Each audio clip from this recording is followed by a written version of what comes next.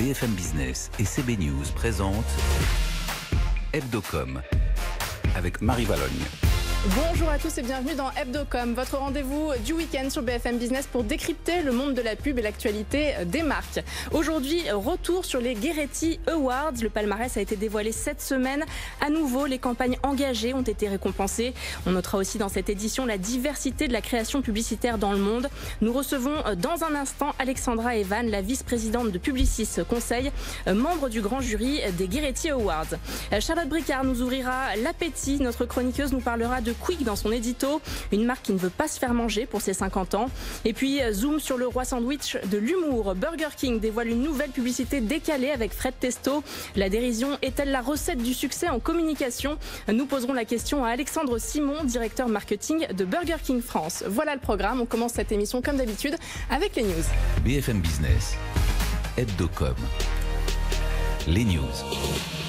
Et comme tous les week-ends, j'accueille avec grand plaisir le rédacteur en chef de CB News, Frédéric Roy. Bonjour Frédéric. Bonjour Marie. Et cette semaine, nous allons faire le tour de l'actu avec Rebecca Blanc-Lelouch de la rédaction de BFM Business. Bonjour Rebecca. Bonjour Marie.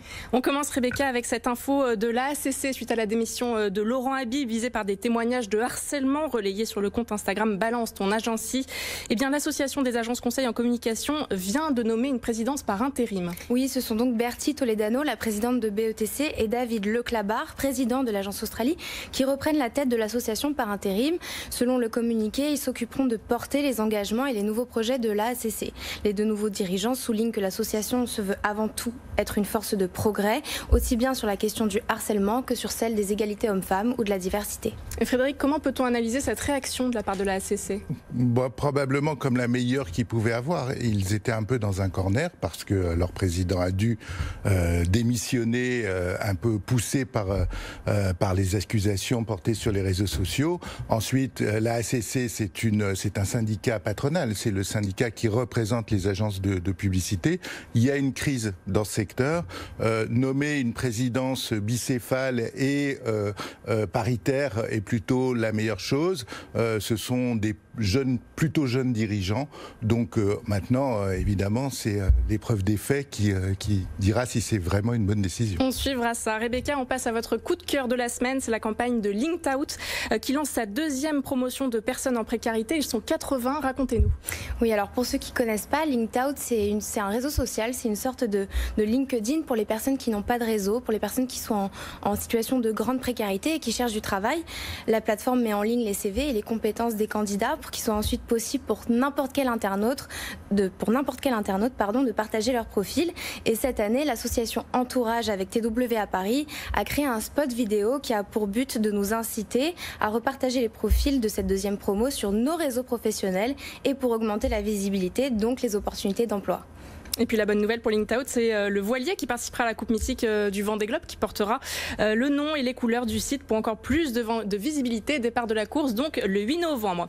On passe à une campagne de sensibilisation poignante dévoilée cette semaine, celle de l'agence de la biomédecine qui interpelle les Français sur le don d'organes. Rebecca. Oui, c'est un court-métrage assez choc réalisé par Thomas Caillet avec DDB Paris qui met en scène la mort d'un enfant et surtout le moment assez terrible où on l'annonce aux parents, où le personnel hospitalier l'annonce aux parents.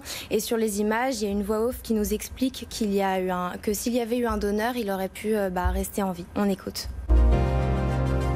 Oui, on peut ne pas se résigner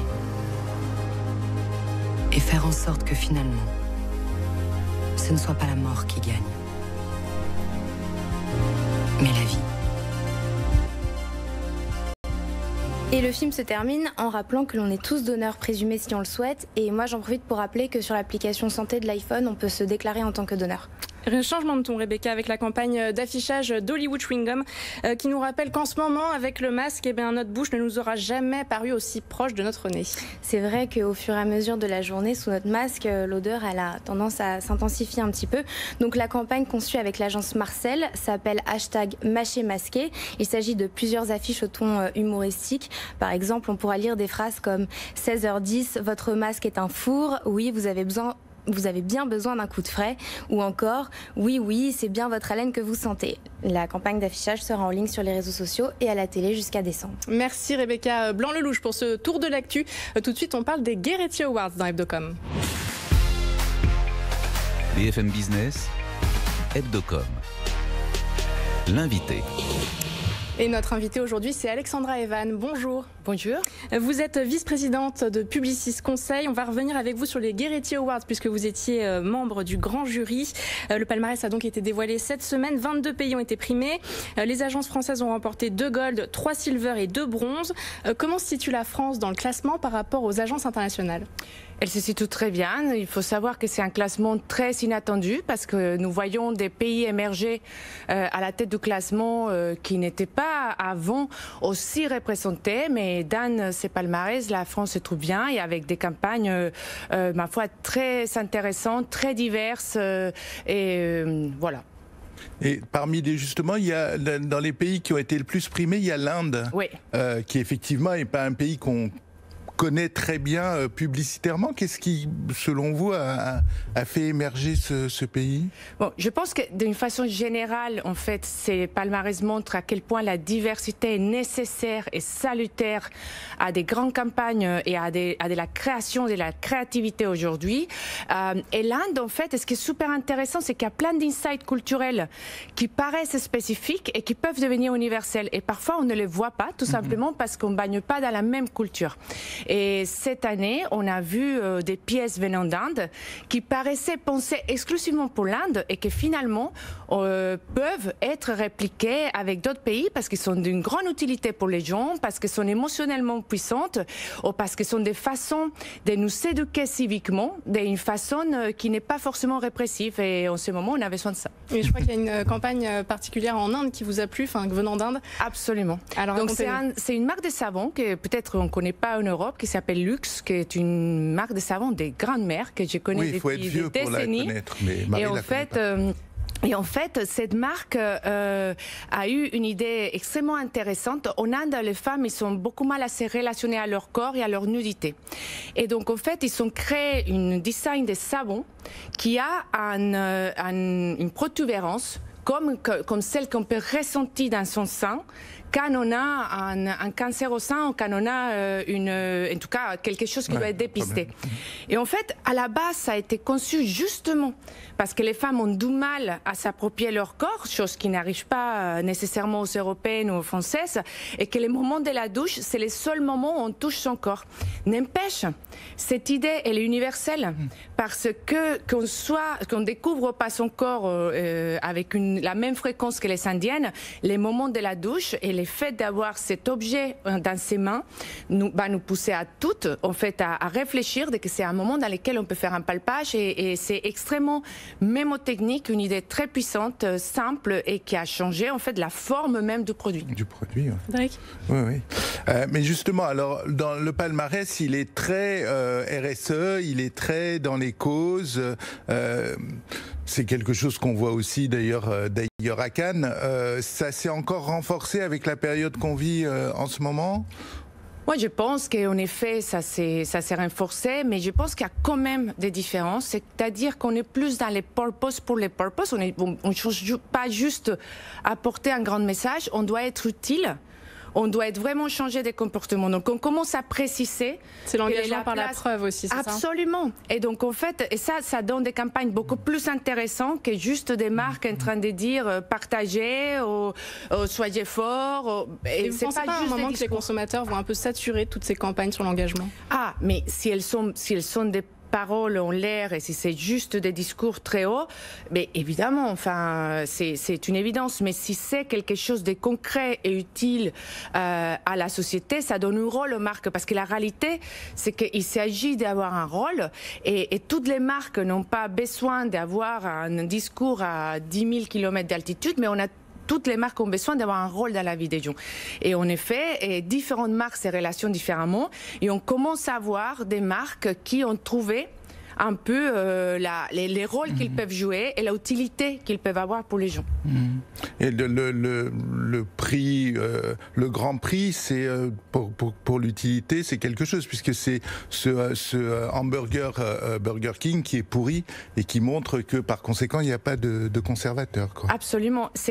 Pour moi, c'est une campagne extraordinaire à plusieurs égards. Les premiers, c'est que c'est une campagne co-créée par 4 agences de 2 groupes de communication différents. différentes. Et c'est très intéressant de montrer que c'est possible en fait de co-créer. La deuxième chose, parce qu'effectivement, on se rend compte de par les réactions et la polémique qu'elle génère, que nous-mêmes en tant qu'humains, on s'était coupé de ce que c'est que la nourriture.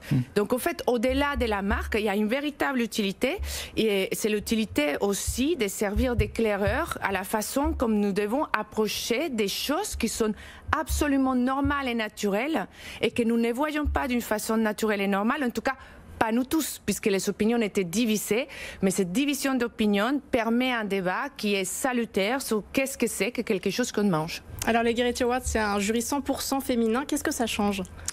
Alors, je pense que c'est intéressant, surtout, ça change les regards, ça change c'est d'abord des professionnels, en fait, de la communication et de la publicité, et qui portent un regard sur des pièces créatives, et ça change surtout, ça envoie un message sur le fait que la représentativité, de la même façon qu'on parlait de la diversité tout à l'heure, mais la diversité est multiple, et que la représentation et la représentativité des professionnels de la publicité doit être aussi étendue à que nous soyons, et dans ces cas, aux femmes. Donc c'est un regard que leurs fondateurs ont décidé de porter et qui est assez salutaire en ce moment. Alors oui, justement, en parlant des femmes, le secteur de la pub est confronté justement en ce moment à une libération de la parole des femmes. Le mouvement avait commencé avec MeToo, il se poursuit aujourd'hui avec le compte Instagram Balance ton agency. Quel regard portez-vous sur ce phénomène ?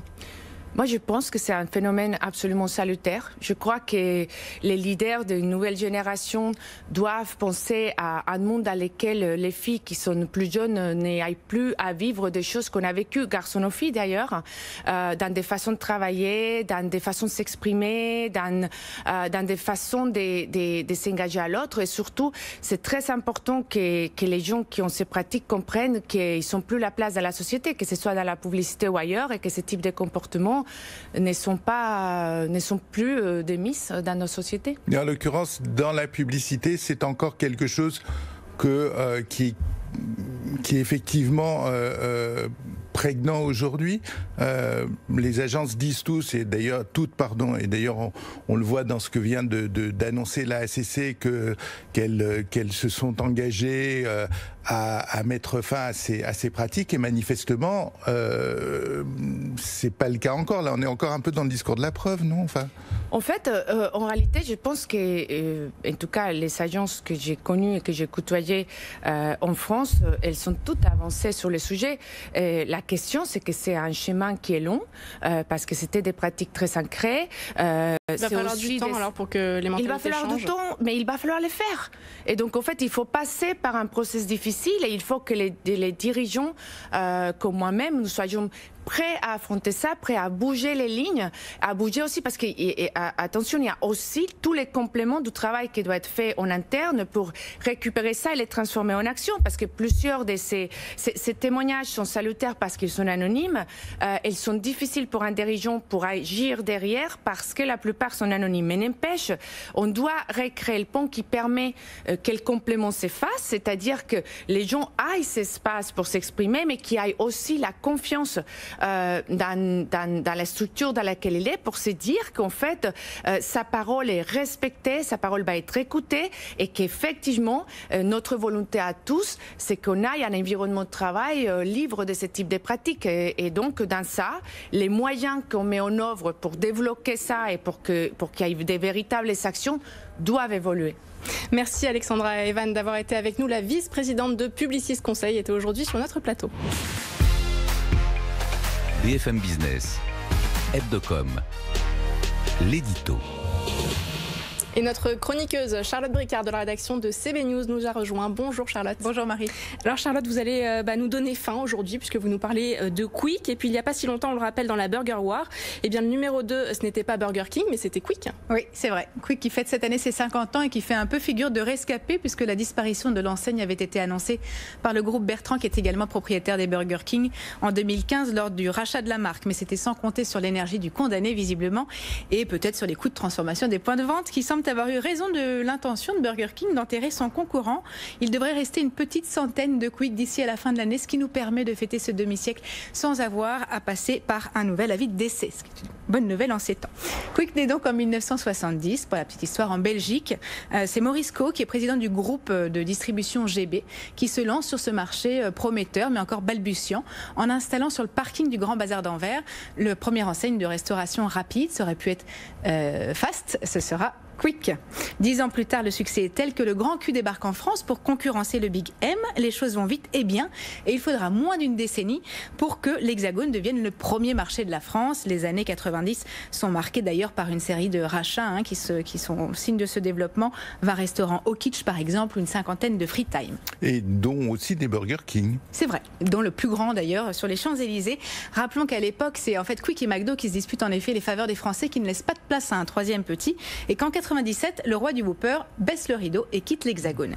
Pendant ce temps-là, Quick joue les trublions en innovant face au ronronnant Ronald et en misant sur de nouvelles recettes qui viennent côtoyer le Giant. On citera notamment le fameux Quick and Toast qui se vend à 2,75 millions d'unités en 94 lorsqu'il est lancé, et à plus de 13 millions 20 ans plus tard. Et côté communication, ça donne quoi alors, Charlotte? Eh bien, Quick mise sur le goût. Vous vous rappelez peut-être un goût plus fort que tout. Entre vous et nous, c'est une histoire de goût. Nous, c'est le goût, encore plus récemment, le goût d'en faire plus.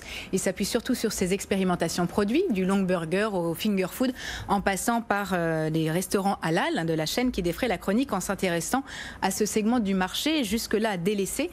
Il faut dire qu'à l'époque, on est en 2010, Quick commence à perdre un peu la frite, ses ventes stagnent, certains de ses restaurants ferment et opération sauvetage. Dans certains quartiers populaires, il se convertit au halal. C'est un succès qui s'étend à une vingtaine de restaurants, mais qui ne suffit pas à raviver la flamme. Les Belges se lassent, Quick est à vendre. La Caisse des dépôts et des consignations rachète pour la bagatelle de 800 millions d'euros. Et sur fond d'accusations d'escroquerie et d'abus de confiance, Quick devient français. Et le succès n'est pas franc pour autant, justement. Non. Et le retour fracassant de Burger King, sous l'impulsion du groupe Bertrand en France, précipite la chute des restaurants rouges et blancs.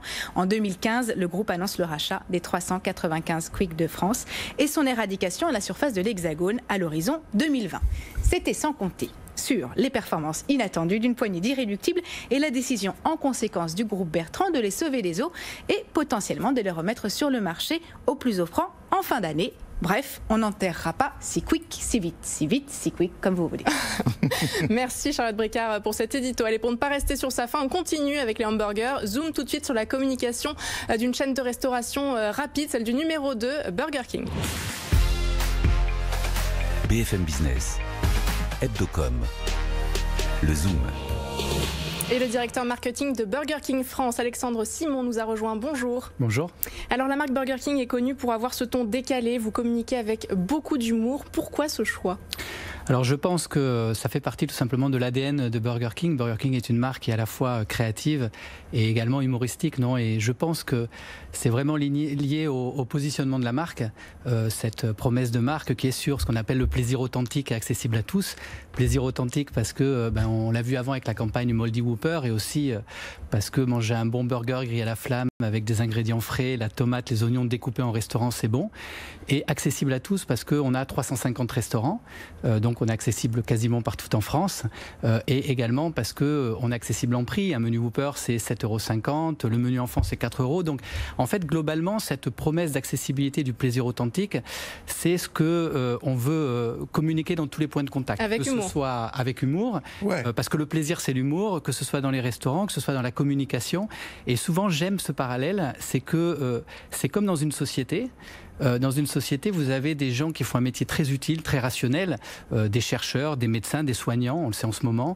Et de l'autre côté, vous avez des humoristes, des artistes qui font un métier tout aussi important parce qu'en fait, ils donnent du plaisir aux gens. Et en fait, équilibrer le rationnel et l'émotionnel, c'est ce qu'on veut finalement dans la vie. Et le rôle de Burger King, c'est d'apporter ces petits moments de plaisir. Alors, depuis le début du mois, on peut voir sur nos écrans votre deuxième publicité avec Fred Testo qui a revêtu donc son costume de commandant de bord. On écoute un morceau et puis on en parle juste après. Mesdames et messieurs, c'est à nouveau votre commandant de bord. Ladies and gentlemen, Captain speaking again. Nous traversons une nouvelle zone de turbulence. We are COVID turbulencing. But don't panicos, Burger King is protecting. Masque, gants and pchipit. Woo! Thank you for recruiting me, gracias. And see you soon chez Roi Sandwich. Sacré de merde. Alors c'est la première fois que vous faites appel à une personnalité. Pourquoi avoir choisi Fred Testo? Alors déjà, la base, c'est de savoir ce qu'on communique en fait et pourquoi on le communique. Et en fait, quand on a regardé après le confinement quelles étaient les attentes des consommateurs et des concitoyens en général, mais des consommateurs Burger King, nous ont dit il y a 3 choses. On a besoin, premièrement, que vous nous rassuriez sur les mesures qui sont mises en place dans les restaurants, parce qu'on a envie de venir consommer chez vous, mais rassurez-nous sur le fait que les mesures sanitaires sont mises en place, dont les équipements de protection, la distanciation, les nettoyages. Deuxièmement, si on n'a pas envie de venir dans vos salles parce qu'on a toujours peur, rassurez-nous sur les canaux qui sont les canaux existants. Donc on le voit derrière avec le drive, la vente à emporter, le delivery. Et c'est des éléments qui sont importants puisqu'il faut savoir que ça représente plus de poids dans les ventes aujourd'hui. Et en fait, le troisième élément que nous a donné le consommateur, c'est il nous a dit voilà, j'ai aussi besoin un peu d'amour en ce moment, j'ai besoin d'empathie. Tout le monde communique d'une manière qui est quand même très rationnelle. Et donc comment vous pouvez continuer à faire du Burger King parce que c'est ce que je veux. Et en fait, quand on s'est dit, voilà, il faut communiquer des choses qui sont très rationnelles, mais en même temps, comment on peut le faire de manière empathique, naturellement, on est arrivé à cette proposition avec Fred Testo, qui est quand même très originale, parce qu'on communique un message très sérieux, mais de manière pas du tout anxiogène. Alors, ce qui est quand même particulier, c'est que moi j'ai l'impression, peut-être que je me trompe, mais que justement cette période dramatique qu'on est en train de traverser, et singulièrement le confinement, j'ai l'impression que Burger King et Bosman, votre agence, parce que j'imagine qu'il y a quand même une complicité assez forte entre les deux, non seulement vous n'êtes pas arrêtés, ce qui est assez rare, mais vous êtes déchaînés quand même. Alors, peut-être qu'on s'est déchaîné ou qu'on a cette sensation parce que d'autres ont moins fait. Peut-être, oui. Mais ce qui est vrai, c'est qu'on a fait beaucoup de choses. Par contre, j'insiste, et c'est un point avec Bosman qu'on défend ensemble, c'est qu'on fait des choses qui ont du sens. Pendant le confinement, on a vu des images avant, on a communiqué sur le burger de la quarantaine. Nos restaurants étaient fermés, donc on a donné la possibilité aux consommateurs de faire les recettes de Burger King chez eux. À la reprise, on a vu les communications avec Fred Testo qui ont du sens quand on regarde, et toujours dans ce positionnement du plaisir en fait. Également, on a fait une campagne en septembre qui est une campagne qu'on appelle Burger Mystère, qui est du prix, de la promo, mais les gens en ont besoin aussi parce qu'on doit aussi défendre le pouvoir d'achat parce qu'on est une marque accessible. Mais on le fait toujours de manière différente. Donc il y a une logique en fait à chaque fois quand vous sortez une campagne. Il y a toujours du sens. Il y a toujours du sens dans ce que l'on fait. On ne communique pas pour communiquer et on communique toujours en essayant vraiment de trouver ce juste équilibre entre une forme qui est sympathique et puis quelque chose qui fait progresser la marque à chaque fois. Alors vous nous disiez, pardon Frédéric, en préparant cette interview, c'est pas parce que les restos sont fermés que la marque est morte, c'est-à-dire qu'il faut tout le temps rester actif pour exister? Je pense qu'une marque, et souvent on l'oublie quand on fait du marketing, c'est un actif, c'est une personne. On la développe, on travaille pour qu'elle se différencie et on ne peut pas dire si on travaille sur une marque que la marque disparaît quand on ferme nos restaurants. C'est pas vrai. C'est-à-dire que le consommateur, il continue à être engagé avec les marques sur les réseaux sociaux. La marque, elle continue d'exister. Donc on ne peut pas dire, voilà, je ferme mes restos, la marque disparaît, je recommunique. Non, parce qu'une marque, c'est autre chose qu'un business. C'est aussi une relation avec des consommateurs, des relations de confiance. Et je pense qu'en effet, on doit continuer à communiquer de manière juste, bien sûr, en apportant un message. Et nous, encore une fois, pendant le confinement, on a essayé d'avoir un message qui était clair, c'était d'inciter les gens à rester chez eux, parce qu'on est une marque responsable. Donc, tout ce qui a été fait, on s'est même moqué de nous. À un moment, on a fait un tweet en disant « aucune erreur de commande depuis 2 mois », puisque c'est souvent ce que nous reprochent les clients. Et à la sortie du confinement aussi, on a eu de l'audace. On a fait des tweets en disant, par exemple, à tous nos consommateurs qui veulent revenir chez Burger King mais qui ne veulent pas porter le masque, merci de rester chez vous. Donc il y a vraiment de l'audace, il y a du fond dans ce qu'on fait. Et ça marche ? En fait, la question, c'est est-ce que justement, le fait que vous n'ayez pas cessé de parler, de communiquer pendant le confinement, le fait que vous ayez repris très vite les commandes comme ça marche sur le plan du business, parce qu'à la fin, si c'est bien le... je serais plus là. Ouais. Mais au-delà de ça, ce qui est vrai, c'est que c'est une marque qui est en croissance. On a aujourd'hui 350 restaurants, on en avait 50 en 2015, moins de 50 en 2015. On communiquait pas en médias. Aujourd'hui, on est une marque qui existe. Donc oui, ça marche. C'est une marque qui se développe. Quel est l'impact du couvre-feu, par exemple, en ce moment ? Alors, ce que l'on voit, c'est une année extrêmement difficile cette année, je pense, pour tout le monde. On vit une sacrée année de merde, comme on l'a vu dans le spot de Fred Testo, et on l'a dit parce que c'est ce qu'on pense et ce que pensent beaucoup de gens. On a vu en gros plusieurs étapes. Premièrement, on a fermé complètement les restaurants.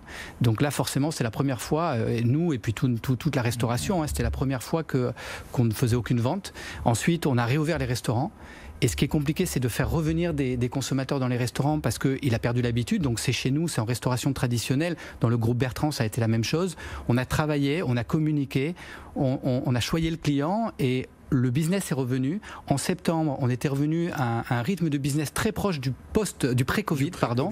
Et là, bien évidemment, il y a le couvre-feu. Donc, de nouveau, je pense qu'on est tous des consommateurs, des concitoyens. On est inquiets. Et forcément, ça impacte de nouveau le business. Et je pense qu'on va avoir des prochains mois compliqués. Mais encore une fois, nous, ce que l'on souhaite, c'est continuer à communiquer pour garder ce lien, continuer à faire rire nos consommateurs. Et parce que ce qui se joue, c'est la défense du business, bien sûr, à court terme, mais c'est aussi le post-Covid. Le Covid, en fait, c'est un peu comme, vous savez, une voiture de sécurité dans les circuits de Formule 1. La course est arrêtée, il y a la voiture de sécurité qui rentre, tout le monde garde les positions, mais en fait, les distances se réduisent. Et en fait, en fonction de la stratégie qu'on va mettre en place, on va peut-être avoir la possibilité de gagner des places. Alors nous, on ne gagnera pas de place, mais en tout cas, de gagner le cœur des consommateurs et surtout de continuer à exister, parce que je pense que, et spécialement en ce moment, le lien émotionnel avec les consommateurs, il est vital. Merci Alexandre Simon, le directeur marketing de Burger King France était avec nous. On va tout de suite tous aller acheter un sandwich. Merci également à l'expert du secteur Frédéric Roy, le rédacteur en chef de CB News, d'avoir été à nos côtés. Il a déjà le sandwich dans la bouche. On se retrouve la semaine prochaine pour un nouveau numéro d'Hebdocom. Tout ce qu'il faut savoir sur les marques et leur stratégie de communication. Hebdocom sur BFM Business.